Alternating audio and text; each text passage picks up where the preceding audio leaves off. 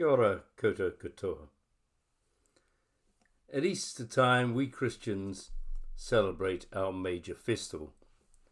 In countries all around the world, there are processions through streets following a cross, dawn services on hilltops, and festive gatherings as we remember and rejoice in the founding story of our faith. One way of understanding the death and resurrection of Jesus is with the metaphor of freedom. Freedom of the oppressed. Although he lived under an oppressive regime, Jesus was free in his mind and spirit. Those affronted by such freedom, such subversion, killed him. And Easter celebrates that freedom actually can't be killed. When freedom, which is grounded in a belief in the sacredness of each and every person, when freedom is repressed, it goes underground, only to emerge later in the lives and actions of others. The spirit of freedom, we of faith believe, is more important than all the machinations and weapons of human control and oppression. This is one way of understanding the hope celebrated at Easter. The Bible contains within it a deep belief in the value of freedom for the oppressed. The founding parable of the Hebrew nation is one of freedom. The ancient Hebrews were allegedly a servile class in the Egyptian Empire, until a leader emerged to galvanize their yearning to be free and head their protest. Led by Moses, they exited Egypt, supposedly without getting their feet wet, and embarked on a circuitous route towards Canaan. This parable, part history, part myth, is remembered still today in the rituals of both the Jewish Passover and the Christian Last Supper, extolling the values of risk, rebellion, and freedom. If taken seriously, this parable is not good news for the ruling elite who wish to maintain their hierarchical privilege. For at heart it is an egalitarian vision. Good news for all, release for the captives, liberation for the oppressed. It is about taking seriously the sacredness of each and every person, no matter what class, gender, race, or even crime. In the course of time, the observance of the laws developed by the Hebrew community led to a new kind of slavery, enslavement to the written word of the law as interpreted by an ecclesiastical elite. At least that's how the early Christians saw it. The writers of the New Testament portray Jesus in conflict with the scribes and Pharisees over the issue of allegiance to a strict legal observance. Jesus, time and again, is said to break the rules that kept men and women apart, healthy and sick people apart, Jewish and non-Jewish people apart. It seemed that Jesus' belief in the sacredness of the excluded, weak, and despised kept him questioning and challenging the existing power relationships and structures. Paul, the paramount author in the Christian Testament, battled hard to uphold a spirit of freedom from what he considered the constraints of the Jewish law.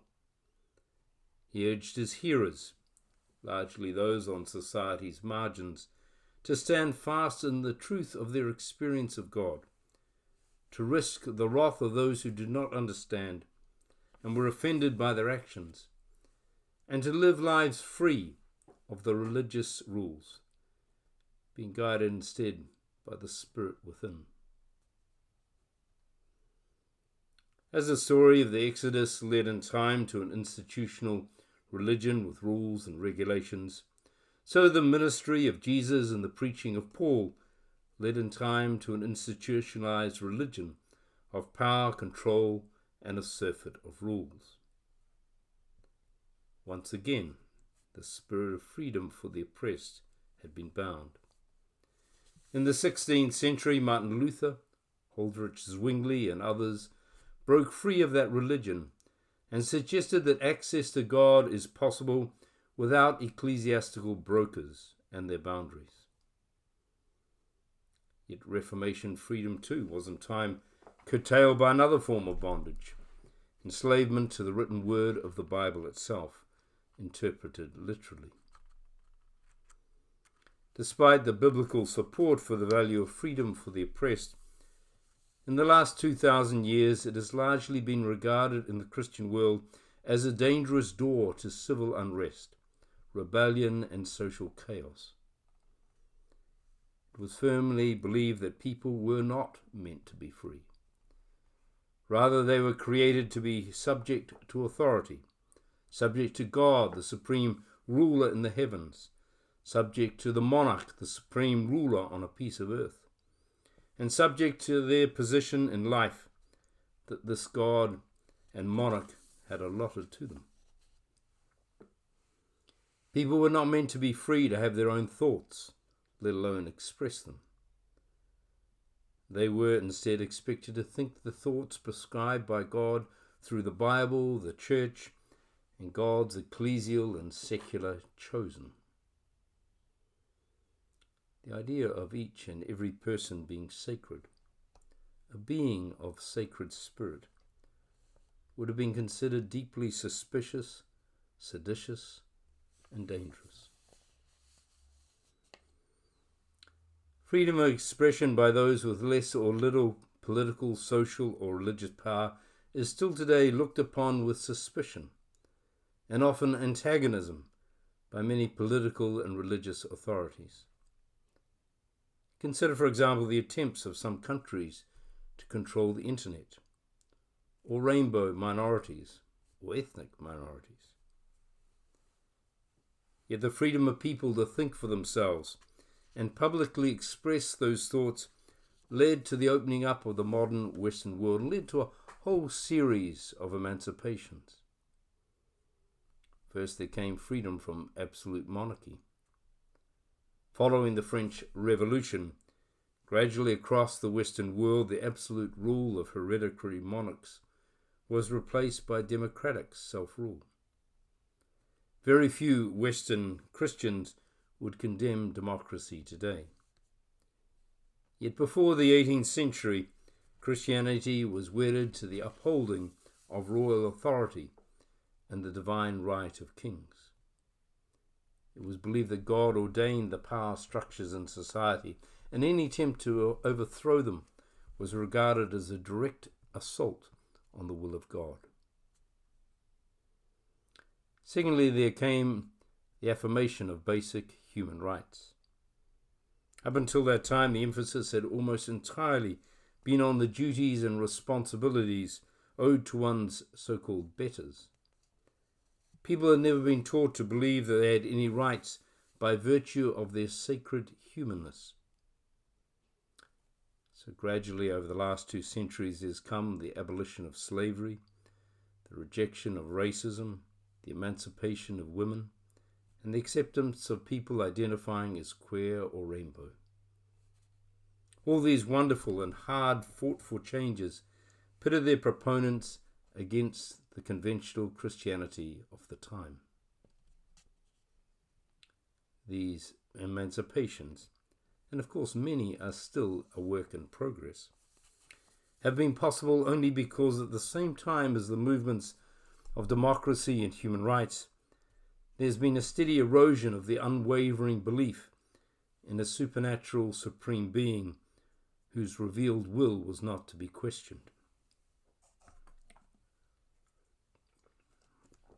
This is the third emancipation movement. It's the rebellion against the notion of a being who dwells above and beyond the earth, who directs the affairs of earthlings through vassals, and who dictatorially imposes his sick will. This God in all the monotheistic religions has been male, sovereign, which means unaccountable, paternalistic, and on a good day, benevolent. This God, not surprisingly, is usually portrayed as a king or father, and humanity as subjects or children. This God is framed in the language of power. The language for God has been dominated by metaphors of power over, power from above, power that privileges some and not others, the chosen. The hope for the language around God, I think, is in shifting to metaphors from below, beginning with recognizing and listening to the inherent sacredness of every human being and life form, including planet Earth. Belief in the God draped in the robes of power, a supreme, unaccountable Godfather, has in the Western world largely broken down. It is broken down due to the critical analytical tools that have been brought to bear upon historic sacred writings. It's broken down because people have learned that leaders and institutions, wanting to preserve their power, have created a God and a God language to support them. It's broken down because people have had the temerity to ask questions and expect a response. Freedom for the oppressed has always been feared and hated by those with a strong desire to control others. In the 19th century, historical and literary tools of analysis were first applied to the Bible. Today we're able to go further than these pioneers and declare that the Bible can also err. Inspiring though it is in many parts, the Bible also transmits the errors and prejudices of those humans who wrote it. As Lloyd Gearing said, in the light of these discoveries, to retain the traditional view of the Bible's authority and inerrancy is to fall into the practice of idolatry. In other words, make the written word an idol. We now know that what our forebears took to be the divine voice, either in the Bible or in the church, turned out to be simply the voice of other humans like ourselves, but maybe with more influence and power. When persons are elected as moderators or ordained as clergy, they remain as human and as fallible as they were before. All church edicts and decisions are of human origin and open to error. The human origin of what is long taken to be divine does not prevent us from learning much of value from it. Just as we still value the advice of our parents and teachers even after we have reached adulthood and learned to live independently of them. The continuing adoration of a supreme, unaccountable being, though enables people to unconsciously project their own beliefs onto a divine authority and then attempt to impose those beliefs on others, in the conviction that in doing so they are simply obeying the divine will. This is delusional and dangerous. Some would argue that the journey towards freedom, a journey that has included democracy, human rights, and the questioning of a supreme being, is dangerous in itself and needs to be controlled. Others, though, myself included, would argue that the future of religion in the Western world will not be found in subservience to texts, creeds, and rulings, but in finding, appreciating, and listening to the sacredness of each and every human being and life form, including planet Earth. Easter is a celebration of the hope of freedom for all who are oppressed. Our vocation as followers of Jesus is to work for an egalitarian vision, where the oppressed are freed, where all can be treated equally and justly, and where all can share in the goodness and responsibilities of being a part of this planet. This is the hope of Easter. This is what the myth of Easter, the myth of a crucified man being vindicated, the myth of a defeater of death, this is what it points to. It points to the hope of freedom for the least, a hope that defines freedom for all. Blessings to you.